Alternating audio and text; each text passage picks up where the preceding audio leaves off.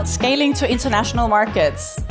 We're in Denmark today, and if I look at you guys, and I actually felt it was slightly embarrassing. I think we did like a Danish applause. I think that we should, let's go to the US now. So I think that we should do a proper like rock star applause, right? So if you would do a proper rock star applause for the stage panelists now. 1, 2, 3. Woo! Woo! That is it! Thank you. Thank you very much. Okay, I'll start this watch, and then we'll take it from there. So scaling to international markets, sometimes it happens a bit randomly for some startups. Others go out and spend substantial amounts actually looking at how can I hire a consultant who can help me to get an overview. But regardless of what approach you have, it is often filled with pains, and it is often filled with unforeseen results and consequences. So I'm really happy to have two people experience in their fields and in many different markets. Often we see Danish startups, they go for the obvious choice, the other Scandinavian markets, maybe UK. And then, of course, US, the only golden nugget at the end, the golden country. But today, we're going to talk beyond that. So let's just start off. In case you don't know our speakers, just give us a short update on yourself and also your organizations and how have you scaled them from size X to where and to, for example, overall number of markets. You, Casper. Me first. All right. Hi. It's good to see everyone again. It is. Together in the same room. Anyways, my name is Casper. I've been through the journey a couple of times. I joined Podio, or co-founded Podio back in whatever that was, 2009, and we hired a CTO, Phil, from the UK. Phil came from a company that later on got acquired by Hjorth. Before that, he had built Gumtree in the UK that also got acquired by eBay, and he had this thing about like, I do not want to be the European version of anything anymore. So we decided when we launched the company, we went for San Francisco. So we went there, it went really well, so well that I ended up staying and for a couple of years. So took Podio there, and then Citrix ended up acquiring the company about a year later. And then I spent 3 years in Citrix, scaling Podio further. And maybe just adding how many people, because a big part of scaling is obviously scaling the organization. So you scaled from... Podio was very small. We were 30 people or something when we got acquired from all around Europe. It was very international crowd. So 0 to 30, but very, very quickly in 2 years almost. Citrix, then 3 of us started Peakon, and we scaled that from 0 to 300 something employees, I think, in 6 years, and Workday acquired it earlier this year. And now I help other people do it in Future 5. More about that later. Enough about me. Sarah, she's the real interesting one. Well, I'm Sahra-Josephine, and I'm from CanopyLab. We're 6 years old. We have offices in Vietnam, Colombia, Peru, the US, and Denmark. We've scaled from 11 staff to about 70 in about a year and a half. And on the customer side, we're expecting to reach around 1 million users in November, December, depending on how the metrics evolve. I think that's the very short recap of where we're at. Makes sense. Thank you. And Sahra-Josephine, if you kind of think back, let's say 2 years before scaling and before it really took off for CanopyLab, what would you have liked to know? To create an organization who is not dependent on yourself, have systems, hire people who aren't selfish about keeping knowledge to themselves, but that share. And that ultimately, if you hit that incredible sweet spot where things go crazy, some shit will break, but you'll be fine. You will be fine. Thank you. And actually, same question to you, Casper, but I guess it's twice, right? So it's first Podio, what would you have liked to know? And then moving on to Peakon, scaling that company, what would you have liked to know? And are there any differences in your answer? Yeah, maybe starting the other way around. So first Peakon. What would I like to know? I think when I think about scaling, I think in 3 dimensions. So people, momentum, potential. If we start with the people part, we were very fortunate to be, because we probably been through the journey once before. We had a bit easier time raising some money. Not as easy as these days, but still. You also had most of your team. Which also we were 4 founders, so we had full management team day one, which helped. Then we hired a commercial, like a CRO. I think Neil was hire number 16.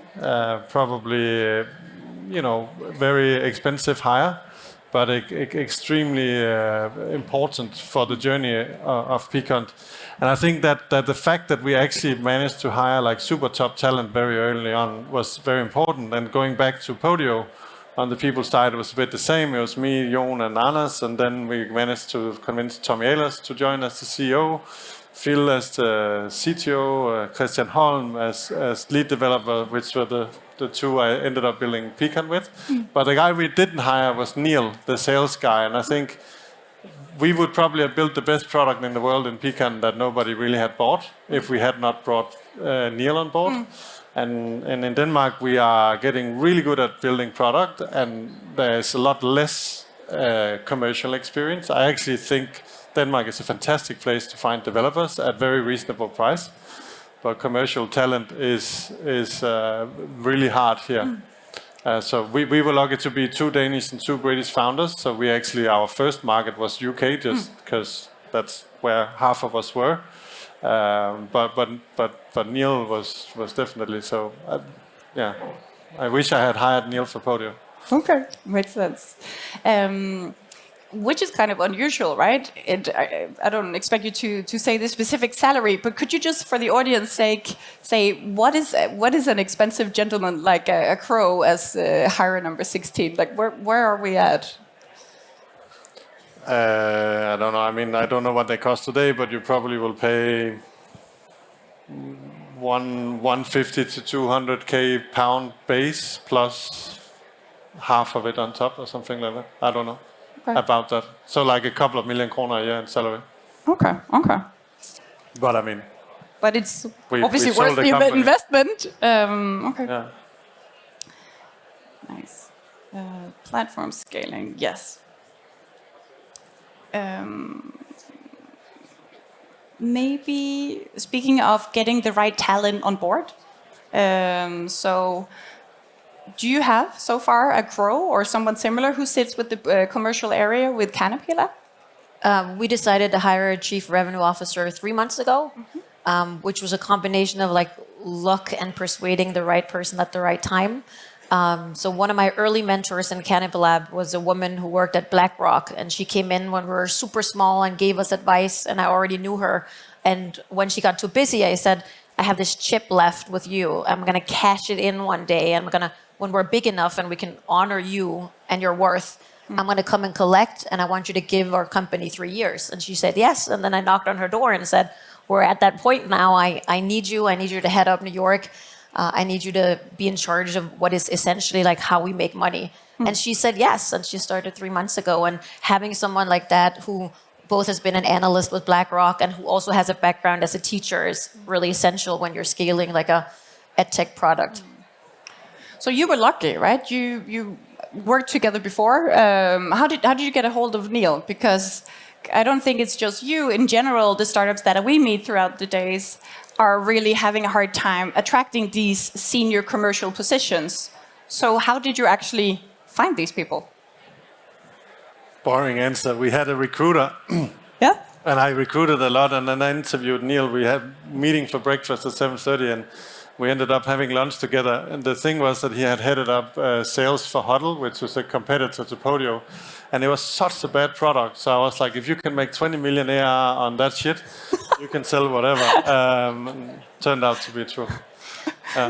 But I'll say you make your own luck. So every time you're in a room like this, you have to have the audacity to go to that person that you want to meet with and ask them for help. And sometimes the universe will throw you a favor if you're aware of it. I'll give a small example. The other day, I had been asked to come to Milan to pitch AC Milan as a partner and a client. I don't know anything about sports. I simply don't find it interesting. I understood the possibility and the opportunity of signing them as a client. A week before, I sit down in a room next to a guy whom I've never met. And I asked him, what do you do? And he said, I don't do anything. So what did you do before? He's like, I was the CEO of Peakon. Oh, okay, you're the CEO of the National Soccer Stadium. Do you want to come to my office and look through my presentation for AC Milan? He said yes. 3 days later, he's at the office giving us tips. And on that Wednesday, AC Milan said yes to partner up with us and make awesome content for young people. So be selfish, be opportunistic, and then give back. And then you will attract the right people to come to you. I think maybe if we take it up the umbrella a little bit, then for me, the ones that really made the difference is the ones that have seen the next part of the journey, like those that have been around the next corner. Because I think in general, there's so much capital flowing into all of this. There's none of us, none of you probably, that are making something that's unique. No offense. We didn't. There was 40 Peakons when we started. Then there was about 5 sort of global competitors, and it's never really more than 5 because no investor backs number 6. So there's this like rush of getting sort of to the next stage, and time is really essential. So having someone that have seen, okay, if we do this, when we get to 200 people, then we need to have this structure in place. It just saves a lot of time. So I think finding someone that have seen the path in front of you is really essential. And finding these people is a sales job. It's not a recruitment job. No. So you moved, right?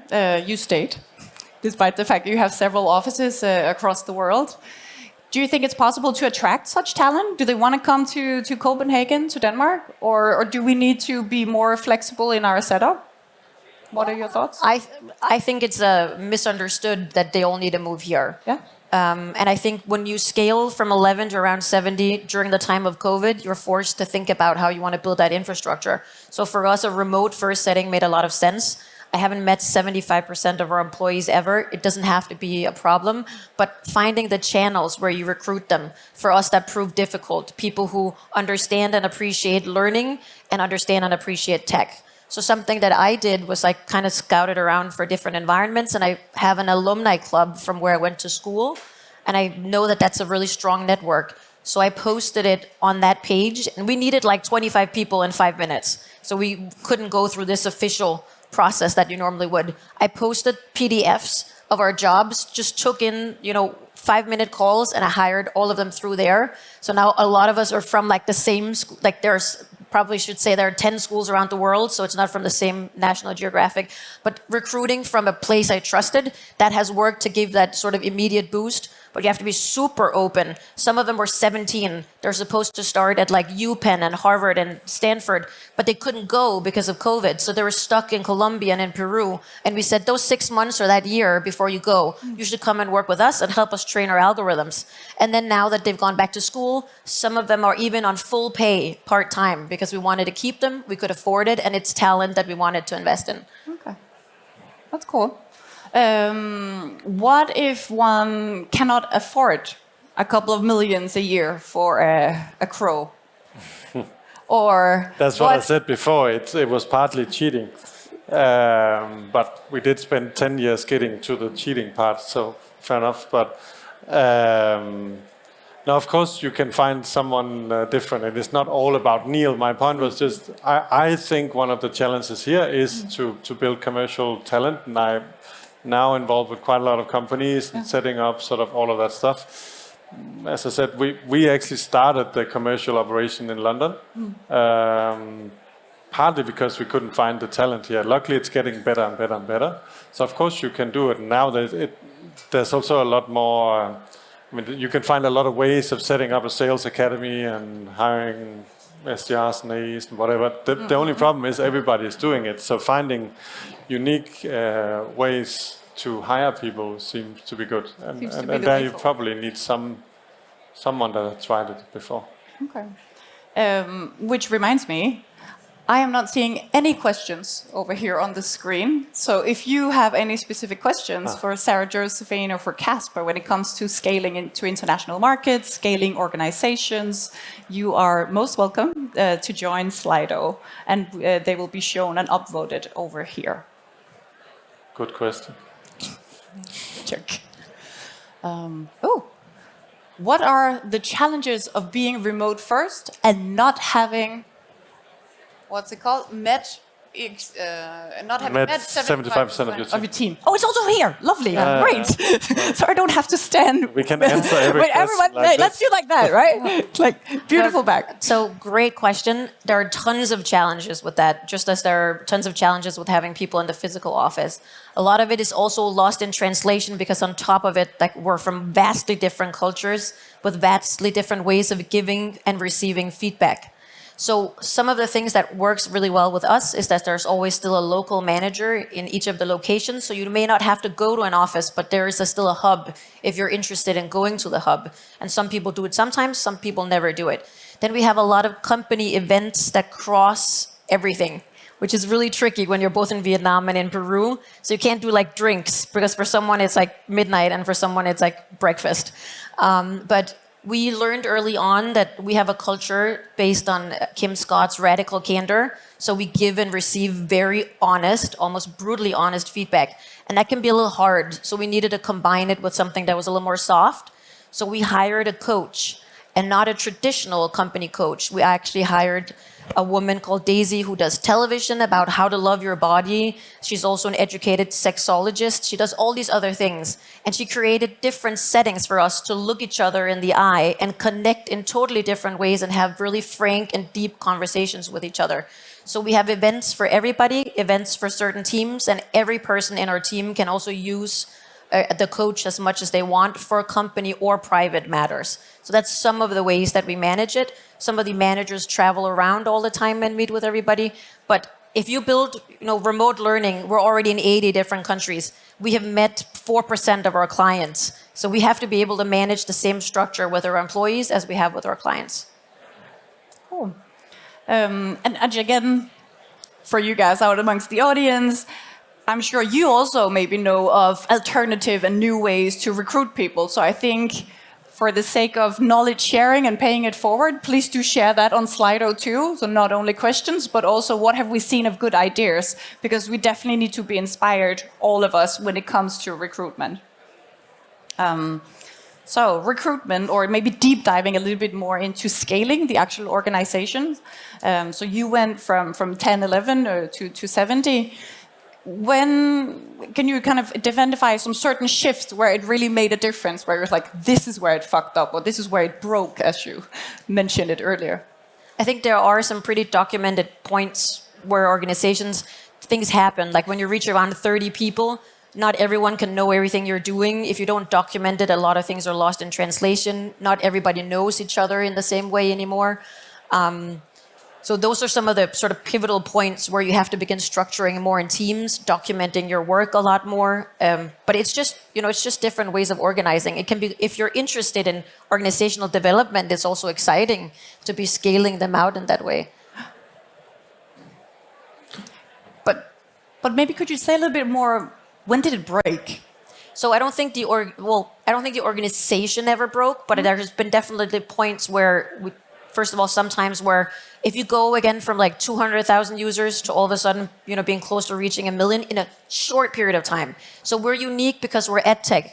So when they shut down all the schools, not only do people, barge in, but they're there up to 8 times more.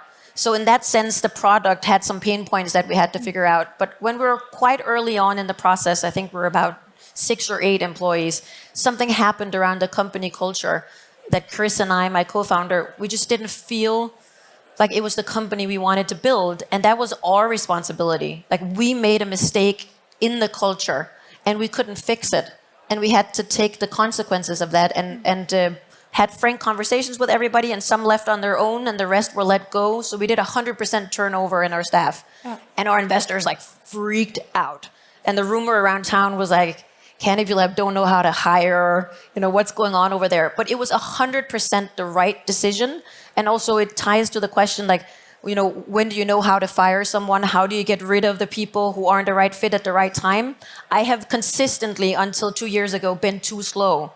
And if you keep people in your organization longer than they should be there, you're doing them a huge disservice that can really influence their self-esteem and their ability to move on to another job. So one of the biggest failures I have had is not letting people go at the right time. And it's something I will never do again. Oh. Anything to add? No. No. No, I think it's the same. I look at it a bit. It's just, the thing that's happening over time is your organization sort of scales. Now I'm trying to do it in the right sense. So if your organization scales really quickly, like we went from, say, year one, we needed individual contributors. Next year was sort of head of, director, VP. And the company went from being 10 to 150, 180 people in about 4 years. So most people would take a lot longer than 3 years growing from being a head of to a VP role in a 200 people company. So the organization sort of scales at a different, slope than what the sort of need is. And what happened is that, of course, you create this gap in between where sort of the team leads are and where you are. And we've, as I said, hired somebody that has sort of tried a little bit more before. So we probably had fairly good scale at the top. But what meant was just that we all got dragged down into everything. So what really was the big change at Peakon later on was hiring sort of VP level and all of that stuff. So you kind of go through this all the time, but you can feel it when the gap becomes too big. And we do it out of best intent. You're really good at sales or marketing, so you must be a great leader too. But we, by the way, don't invest anything into you to being a great manager. And then it sort of becomes a bit of that. We sometimes jokingly said we never did it, and of course we can't do it, but I sometimes wish we had. Because a lot of people came and said, it was so much nicer in the old days, and I say, what do you mean? Like when you got half the salary, you had an office where there was no toilet paper and there was no customers. Like, do you want that again? No, not that part. Okay, but what part then? The thing is, it's like being in the military is really annoying when you're there, but when you come home, it's the most amazing thing ever. But we sort of jokingly said, every year we have an annual kickoff, and Peakon was this last year, and next year is going to be this. There will be more process, more focus on AR, more all of this. And if you're in for that, raise your hand, and you're all in. And if not, totally cool. We never did it, but I wish we sometimes had. And there's just people that are great at different parts of that journey. So I don't think there's any shame of not liking what it is to scale sort of 2 to 3 to 400 people, because it is very different than being 8-10 people in a business. Yeah, for sure. So Sahra-Josephine mentioned that there's, of course, theory upon when is it that the teams break or fail or kind of differently. But based from a practical point of view, could you put some numbers on, based on your experience? When did you need to change the team? Yeah, you mentioned sort of the first part, right? Like sort of 30-ish, you need a manager. You cannot just have everyone like you do daily stand-up. It breaks when you're 20 people, right? I think sort of about 100 people. Then you start need managers of managers, and that's when you as the founder sort of have to leave. Like that, you're no longer sort of a first line to the people doing the job. So you start not knowing. You have to treat the organization like a system and not like Peter and Pia and whatever. Even though and they think of you as a different person as well. So it definitely changes. And then 250 plus, then it starts being more VP, blah blah blah blah blah. But it's really fun, and we did the same. Like we were in 5 countries on 3 continents in a matter of 3-4 years or something like that. So when half of it is remote, and that just adds to the challenge. And I think an important part we haven't talked about at all is how you scale yourself and your role as the manager in the organization. And here again, it's critical that you both, reflect on yourself, but listen to the organization. About 6 months ago, my COO, Lisa, came to me and she said, Sarah, you're still running the non-technical sprint. And she's like, it's becoming a liability. You're super stressed out about it. I know you've been doing it for 5.5 years. You need to let go now. And I think I surprised her by saying, sure. And then I gave her everything in 24 hours, and she's had to handle it ever since. But she does it better than me because I'm at another place and I have another role. So learning to let go, building systems that you trust. And also, for me, a fundamental shift has been, I have a tendency to be a micromanager. I am aware of this, and therefore I cannot do it. But it's an active choice. So also around 6 months ago, we decided that I can no longer be in control of my own schedule. It's just not possible. So from one day where I arranged everything on my own, I got a PA who arranges everything. And when I wake up in the morning, most days I don't know what I'm doing.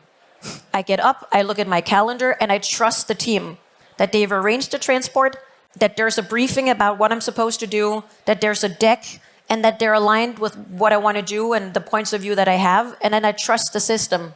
And that has enabled me to be present at the things that I'm at and perform at the things I'm at because I know someone else is doing everything else. So there are these pivotal points where you have to really reflect on yourself, because all of us know that within tech, we have a tendency to want to be the front figure and the leader forever. But if you don't scale yourself fast enough, at some point it will be better for your organization to have an external CEO.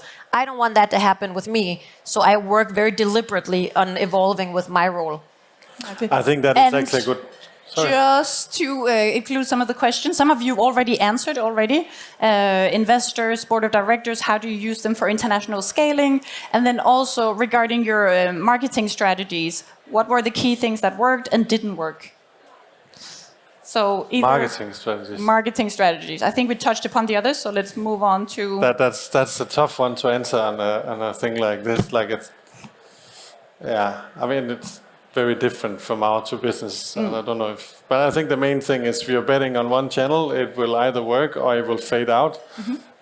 So I think the main thing is, don't do one-trick pony stuff.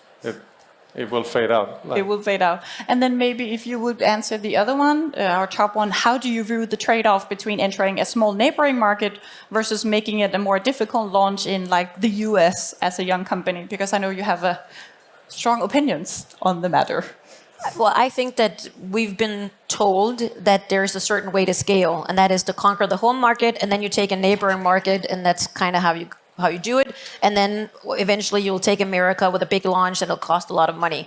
I don't agree at all with that. I think with COVID, what we saw is that we roll out campaigns in English and Spanish, and we conquered markets that we'd never be able to take otherwise, and that we wouldn't have predicted would have been big. So we do very deliberate online marketing, and then we ended up taking markets where we don't have to bet a lot of money, and we can shut them down really fast if they're not generating enough revenue. So also we used to hear that you could never become big in another country if you're not big in your home market. Again, we're in over 80 different countries. We have 0 schools in Denmark. We have a large corporate presence with our software. But again, it's not true. The rules are being changed all the time, and COVID has completely changed the landscape. So do it your own way. Thank you. Our second market was New Zealand, so, And why did you choose New Zealand as your second market? That's a long story. No, but I think there's. I mean, of course, we were in the UK. We went to the US. We did Germany. Don't do Germany. Nordics, and then we had like our best sales guy who got a kid and had to move home, and we were like, yeah, why not? And actually, we call it sort of Pacific now, like Australia and New Zealand is doing exceptionally well. And our main competitor was headquartered down there, so Harvard was also to sort of piss them off a little bit. They never thought that we would come to their home country, but, there you have it. There you have it. Thank you. And with those words, I'd like to encourage you to open your umbrellas. Because it's very rainy. Part of what we did not manage to cover is, of course, scaling organizations, inclusion, diversity, equity, and building equitable organizations is also part of scaling to a whole different level these days. So I think we need to move a little bit closer for the photographers. And then this is also commercial, because the next panel at the forest stage, just outside 3:35, we will be discussing the diversity commitment and how to actually integrate this as a fund and in the startup portfolios. So if you want to know more about what to actually do, you should come and join us there. Can I say one thing? Yes. I've been a manager in the US, in New York, the last 2 years, and I don't think you have any idea of what's going to hit you on the D&I front. Here, we have not seen anything yet. So take this super serious as a founder, as a company, as an organization. It's a massive opportunity to get it right, and it's a huge risk of not getting it right. So I'm actually that serious. Like this will be a massive thing. And as you said, there's talent all over the world. We are much more remotely, and it opens so many. I've just hired people in countries that you would never have looked at. So no. All jokes aside. Thank you. Thank you. Thank you. It was a wonderful ending.